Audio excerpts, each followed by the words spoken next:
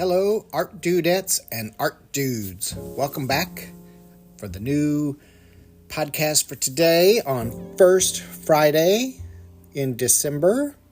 Fine Art Friday, same thing. That's what I send out my social media posts for Fine Art Friday. So if you're following me online on Instagram or Facebook or on Patreon, patreon.com/yourartdude is where I post a lot of stuff that I don't post on social media, and there's a dedicated chat on there where we can talk about art. So please follow me on patreon.com/yourartdude.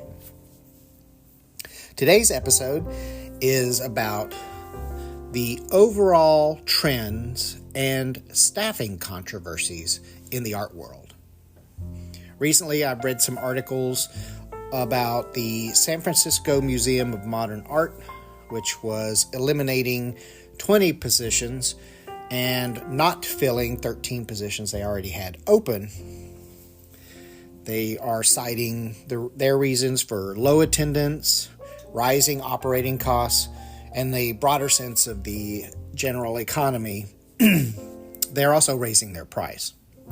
Then there's the Dallas Museum of Art, which is eliminating 8% of their staff and cutting their hours as well. The Dallas Museum of Art also recently had a $150 million expansion.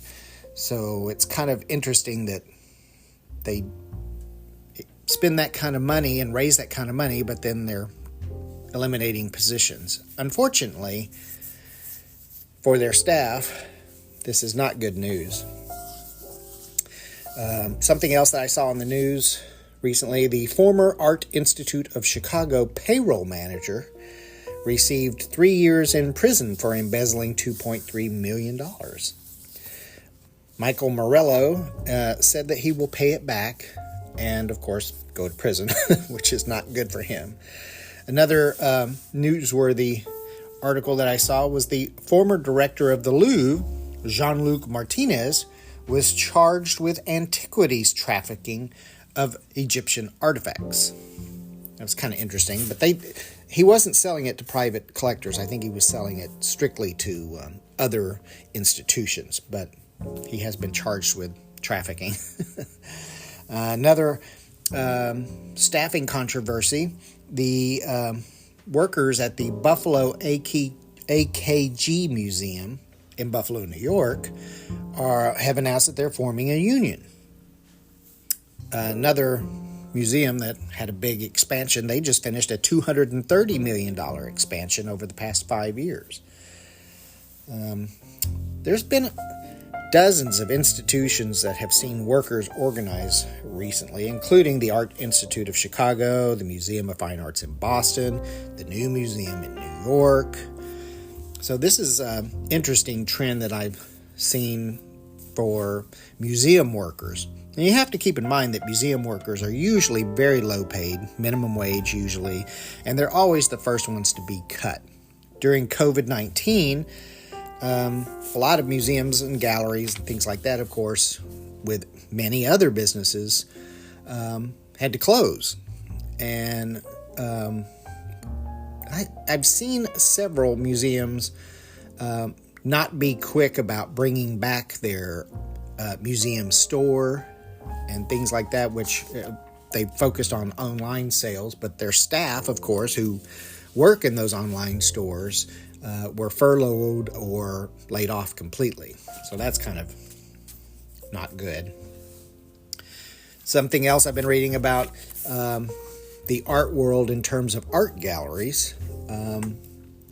There seems to be a lot of churn happening in the art world, especially in New York, which has a reputation, of course, for being the art capital of the world. There have been like 3 downtown galleries that closed, but there was also a new space was added by one gallery, and then another gallery that's based in Los Angeles is opening a gallery in New York.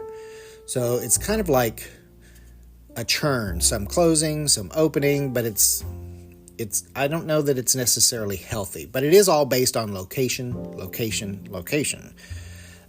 Even in other markets like Los Angeles, where that art gallery that's expanding into New York, a lot of those galleries are relocating out of the art districts, traditionally art districts, and moving into other areas like West Hollywood or Malibu or someplace like. So they're kind of spreading out.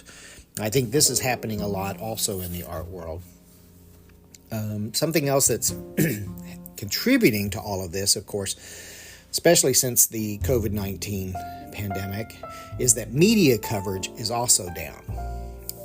Traditional media coverage like newspapers and radio and stuff like that. And this is helping these museums and art galleries to emphasize their online presence in social media for marketing and sales. So that trend is continuing. So that's today's update. Talk to you soon.